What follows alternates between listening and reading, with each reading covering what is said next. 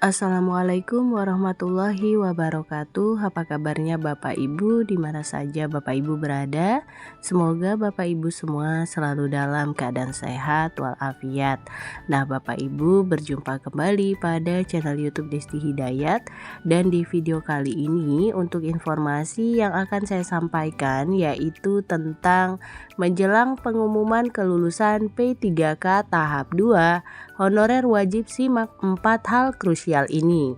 Nah, Bapak Ibu, bagaimana informasi lengkapnya? Bapak Ibu dapat mengetahuinya dengan menyimak video ini hingga selesai.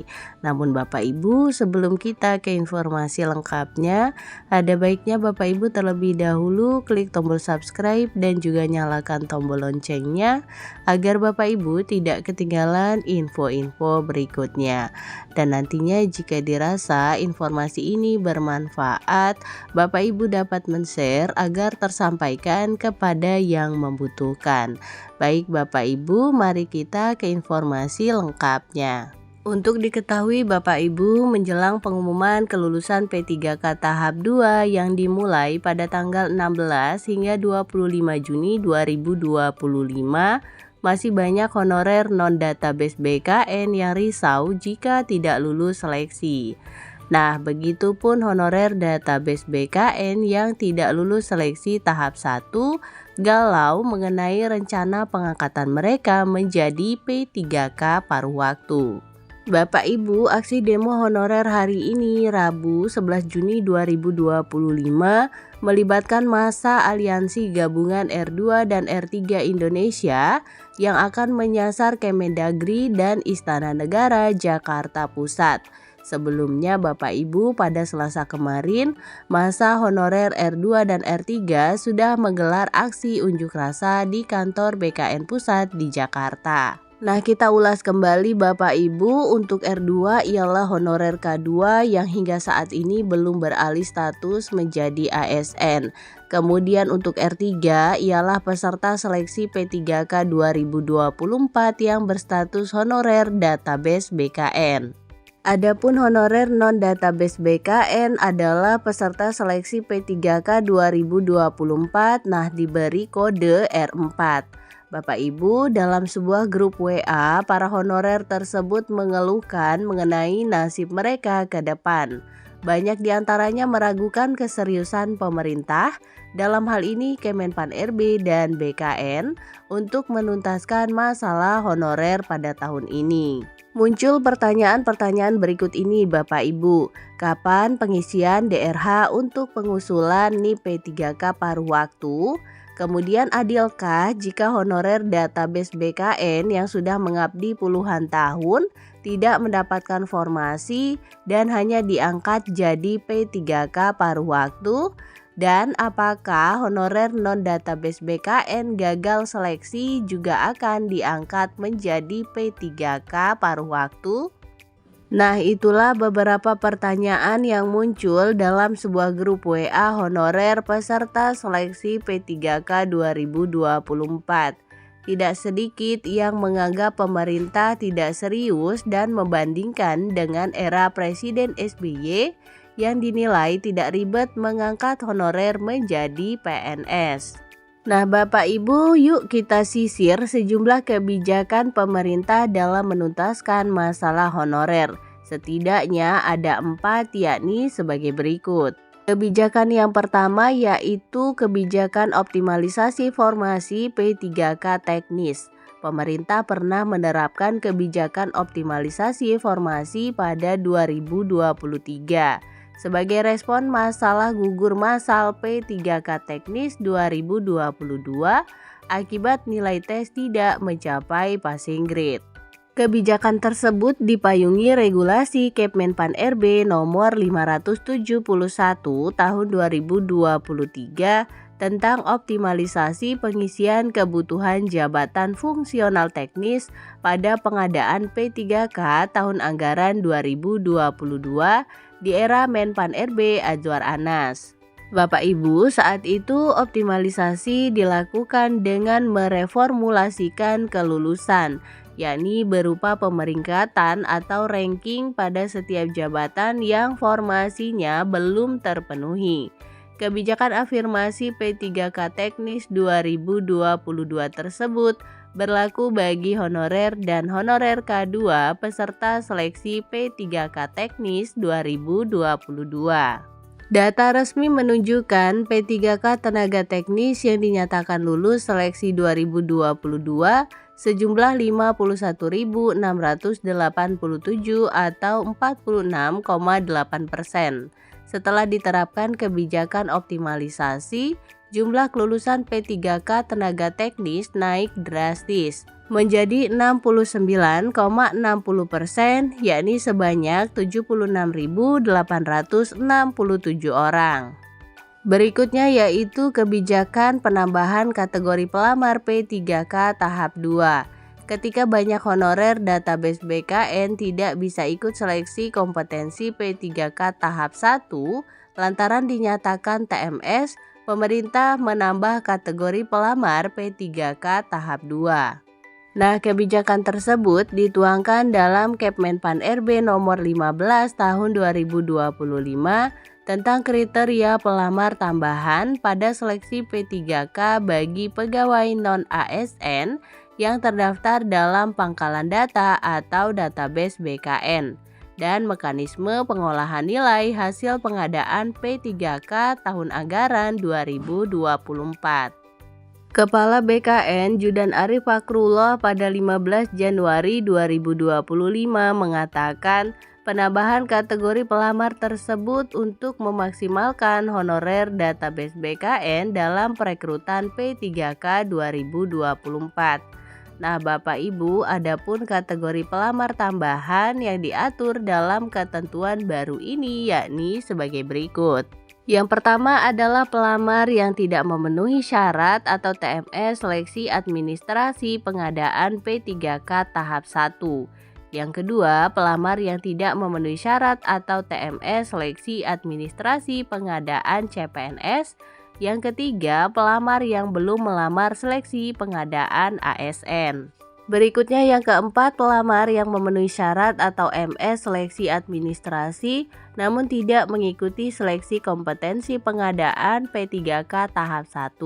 Atau pelamar yang memenuhi syarat atau MS seleksi administrasi tetapi tidak mengikuti seleksi CPNS tahun anggaran 2024. Berikutnya pelamar seleksi P3K tahap 2 yang memiliki kualifikasi pendidikan tidak sesuai dengan lowongan kebutuhan jabatan dan atau tidak tersedia formasi jabatan dapat melamar pada 4 jenis jabatan berikut ini. Yang pertama yaitu pengelola umum operasional, kemudian operator layanan operasional, pengelola layanan operasional, dan penata layanan operasional. Berikutnya kebijakan optimalisasi formasi P3K 2024. Bapak Ibu, setelah pengumuman kelulusan P3K tahap 2, Panselnas CASN 2024 akan menerapkan kebijakan optimalisasi formasi.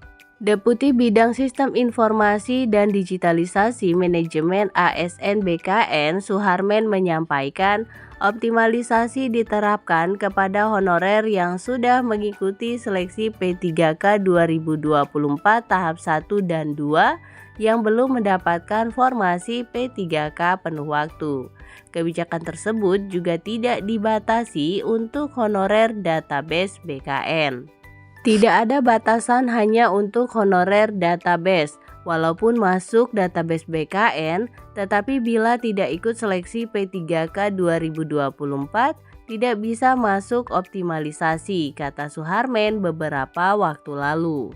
Kemudian Bapak Ibu, Kepala BKN Judan Arif Fakrullah juga menjelaskan pengisian formasi kosong P3K tahap 2 diambilkan dari honorer tidak lulus P3K tahap 1 dengan mencari ranking terbaik sesuai kriteria pelamar prioritas. Jadi optimalisasi itu diberlakukan setelah P3K tahap 2. Sisa formasinya diisi dengan skema optimalisasi berdasarkan ranking terbaik dan pelamar prioritas, kata Prof. Judan kepada jpnn.com pada Sabtu 10 Mei. Nah, Bapak Ibu, Kepala BKN Prof. Judan menerangkan Optimalisasi kebutuhan yang belum terpenuhi setelah seleksi P3K tahap 2 selesai dilaksanakan, kebutuhan dapat diisi dari pelamar pada jabatan dan kualifikasi pendidikan yang sama dari unit penempatan lokasi atau berbeda dengan ketentuan urutan kelulusan sebagai berikut. Urutan yang pertama yaitu pelamar prioritas, urutan yang kedua ex honorer K2, yang ketiga, pegawai yang terdaftar dalam pangkalan database BKN dan aktif bekerja pada instansi pemerintah. Kemudian yang keempat, pegawai yang aktif bekerja pada instansi pemerintah paling sedikit 2 terakhir secara terus-menerus. Dan lulusan PPG yang terdaftar pada pangkalan data kelulusan PPG di Kementerian Pendidikan Dasar dan Menengah.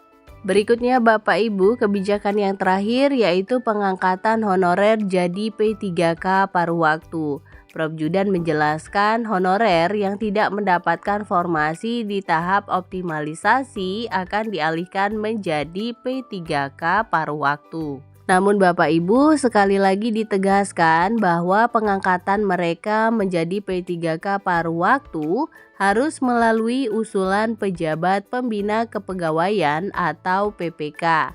Nah Bapak Ibu, regulasi yang sudah ada yakni Kepmenpan RB nomor 16 tahun 2025 yang ada pada diktum kelima dinyatakan bahwa pengadaan P3K paruh waktu dilaksanakan bagi honorer database BKN.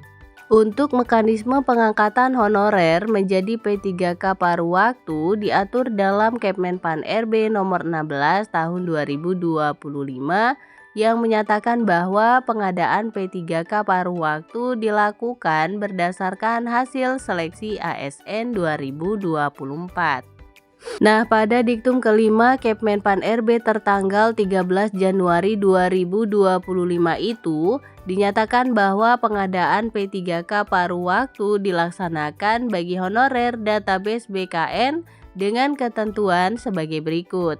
Yang pertama, telah mengikuti seleksi CPNS tahun anggaran 2024 namun tidak lulus, atau telah mengikuti seluruh tahapan seleksi P3K tahun anggaran 2024 namun tidak dapat mengisi lowongan kebutuhan. Kepmenpan RB nomor 16 tahun 2025 juga mengatur mekanisme pengangkatan honorer database BKN menjadi P3K paruh waktu, yakni di diktum ke-7 dengan ketentuan sebagai berikut.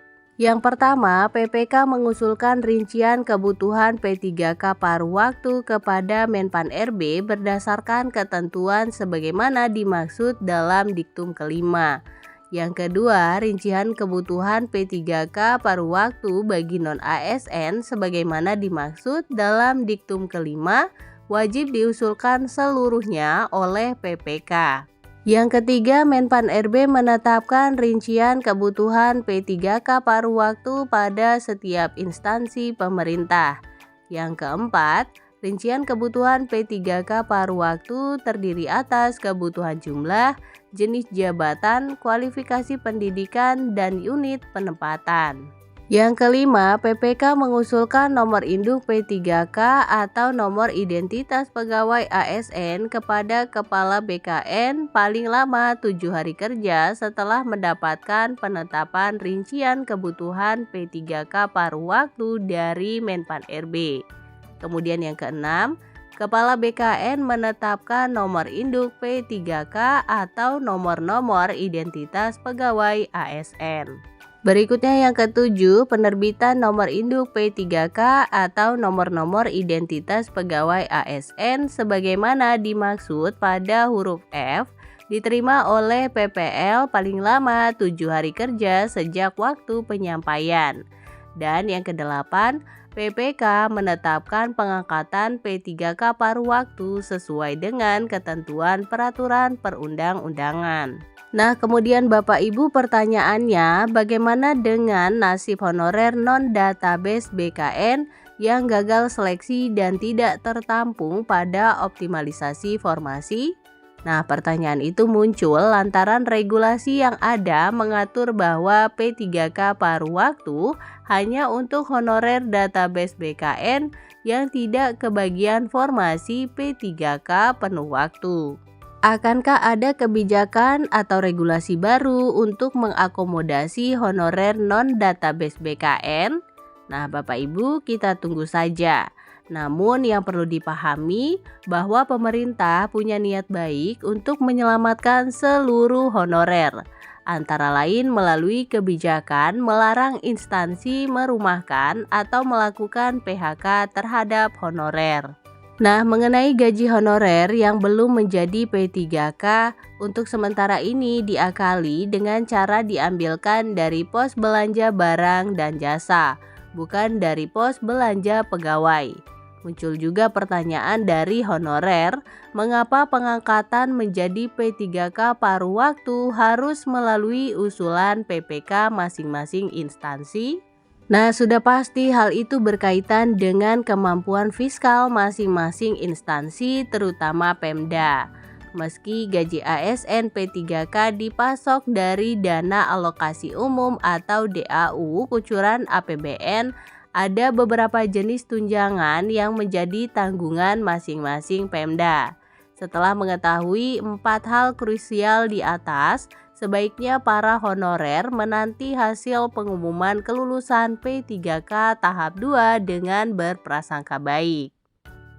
Nah, Bapak Ibu, demikian informasi yang dapat saya sampaikan. Semoga informasi ini mudah dipahami, menjadi wawasan dan juga bermanfaat. Jangan lupa Bapak Ibu untuk share video ini agar tersampaikan kepada yang membutuhkan. Berikan like pada video ini, klik tombol subscribe dan juga nyalakan tombol loncengnya agar Bapak Ibu tidak ketinggalan info-info berikutnya. Terima kasih Bapak Ibu, salam sukses, salam sehat selalu. Assalamualaikum warahmatullahi wabarakatuh.